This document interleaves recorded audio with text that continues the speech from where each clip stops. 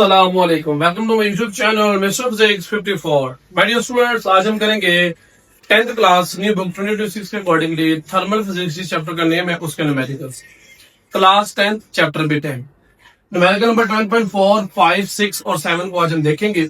Numericals देखने से पहले, करने से पहले, समझने से पहले इन फार्मूलाज के बारे में आपको पता होना चाहिए। इससे प्रीवियस वीडियो में मैंने बड़ी डिटेल से इन न्यूमेरिकल्स के फार्मूलाज को डिस्कस किया, क्योंकि ये फार्मूले ही हैं जो आपके न्यूमेरिकल की कामयाबी की जमानत देते हैं। अगर ये फार्मूले ही नहीं याद करेंगे तो आपके न्यूमेरिकल्स की बैकबोन टूट जाएगी, यानी कि आपको समझ ही नहीं आएगा, सॉल्व कैसे करना, रट्टा ही लगेगा और बाद में भूल जाओगे। तो फार्मूले बेटा न्यूमेरिकल्स की बैकबोन होती है। तो फार्मूले सबसे पहले रिवाइज क्या करें, देन उसके बाद जो है ना, क्या नाम लेते हैं, उसको सॉल्व किया करें, ताकि आपको न्यूमेरिकल प्रॉब्लम को सॉल्व करने में आपको प्रॉब्लम ना आए। सॉरी। तो 10.4 न्यूमेरिकल है, कहता है स्टील ब्रिज एक्सपैंड, फैला है स्टील ब्रिज कितने मीटर, 5 सेंटीमीटर एक्सपैंड हुआ है, यानी कि चेंज आया लेंथ के अंदर। तो डेल्टा एल से हम उसको जाहिर करते हैं, 5 सेंटीमीटर मीटर में जाएगा, इंटर से डिवाइड करना, 0.05 मीटर आ जाएगा कैलकुलेटर। उसके बाद if the bridge originally 100 meter, यानी कि अगर कहते हैं ब्रिज की जो ओरिजिनल लेंथ है वो 100 मीटर हो, तो ओरिजिनल लेंथ को हम एल ओ से जाहिर करते हैं जो कि 100 मीटर है, और साथ में स्टील के ब्रिज की थर्मल एक्सपेंशन भी हमें जो है बेटा वो नहीं बताता।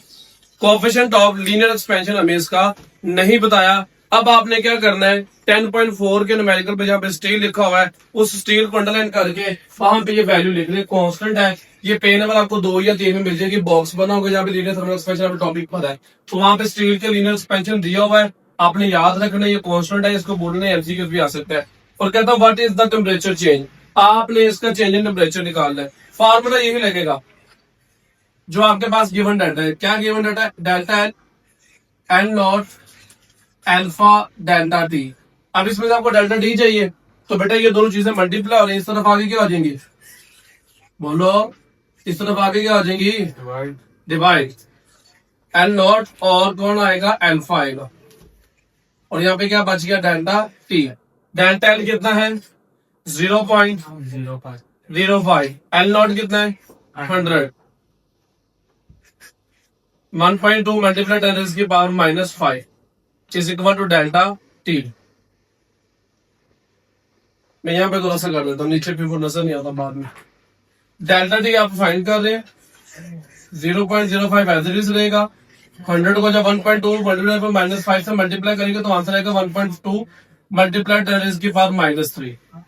अब आप लोगों ने क्या करना है, 0.05 को डिवाइड करना है 1.2 के साथ, 0.05 को डिवाइड करना है 1.2 मल्टीप्लाई 10 की पावर -3 के साथ, तो आपके पास आंसर आया 41.67। क्या आंसर आया, 41.67। या तो आप इसका केल्विन लिख रहे हैं या सेल्सियस लिख रहे हैं, आपकी अपनी मर्जी। Is that clear. अब उसके बाद आगे चलेंगे, 10.5 न्यूमेरिकल है, तो उसी तरीके सबसे पहले हम स्टेटमेंट पढ़ेंगे बुक से। आपके पास बुक होनी चाहिए।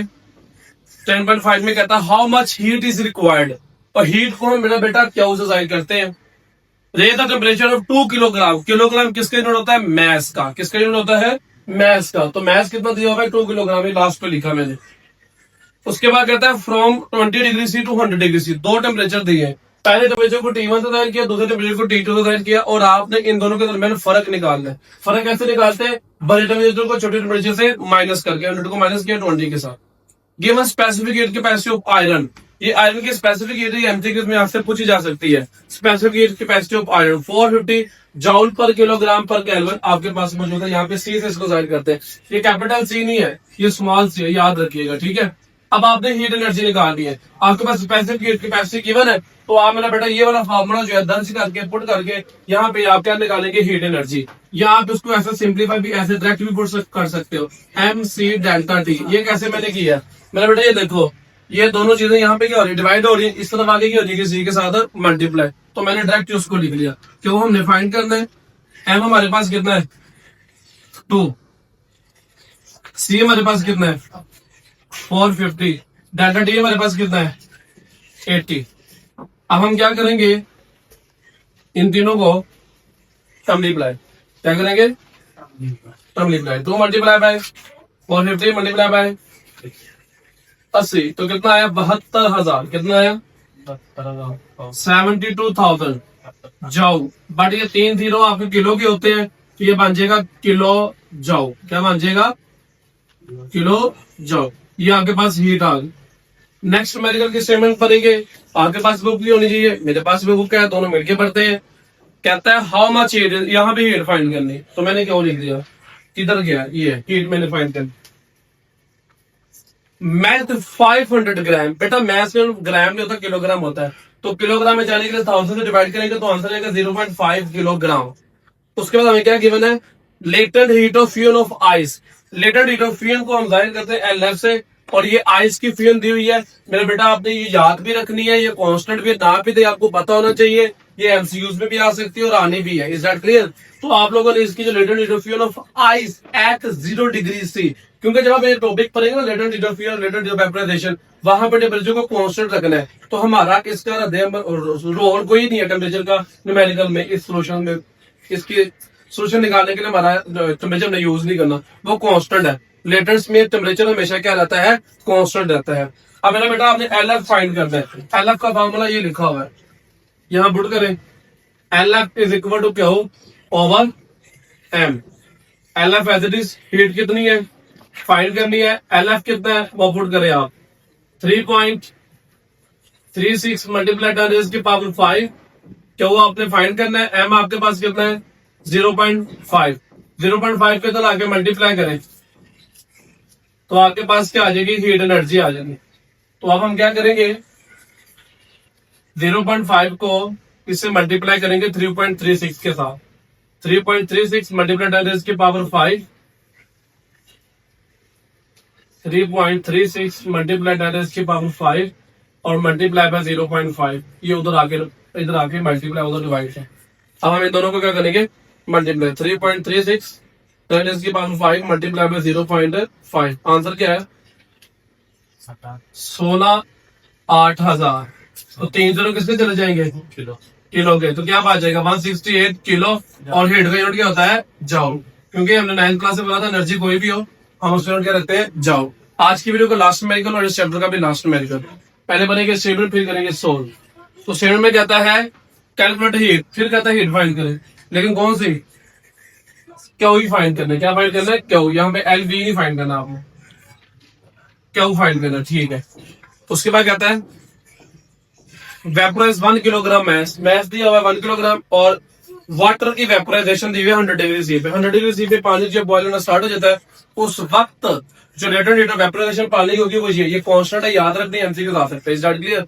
और आपने हीट फाइंड करनी है, ये लास्ट वाला फॉर्मूला लगेगा, LV इज इक्वल टू क्या हो ओवर M। LV कितना है 2.26 मल्टीप्लाई 10 की पावर 6 इज इक्वल टू क्या हो ओवर मैच कितना है 1। अब मेरा बेटा 1 तो डिवाइड करा के मल्टीप्लाई आएगा, हाँ जी होगा ना मल्टीप्लाई, तो मल्टीप्लाई करेंगे तो सेम एज इट इज वही वैल्यू आ जाएगी 2.26 मल्टीप्लाई 10 की पावर 6 जाओ। अब बेटा 10 की पावर 6 किसकी इक्वल होती है मेगा के, किसकी इक्वल होती है मेगा के, तो यहाँ पे M लिख देंगे, ये हमारे पास मेगा जाउल आ गए। तो माय डियर स्टूडेंट ये थे हमारे न्यूमेरिकल्स, जो इससे प्रीवियस वीडियो में हमने पहले दिन न्यूमेरिकल्स करवाए थे, आज की इस वीडियो में हमने अगले 4 न्यूमेरिकल्स करवाए। आई होप सो आपको समझ आ गई होगी। अगर समझ आए तो अभी तक लाइक क्यों नहीं किया, सब्सक्राइब क्यों नहीं किया, हमारे मिस्टर मैथ 54 को फॉलो क्यों नहीं किया, हमारे व्हाट्सएप चैनल को फॉलो क्यों नहीं किया, सबके लिंक्स जो है इस वीडियो के डिस्क्रिप्शन में मौजूद है। मिलते हैं नेक्स्ट वीडियो में, रखिए अपना बहुत ज्यादा ख्याल। अल्लाह हाफिज, सल्लल्लाहु अलैहि वसल्लम।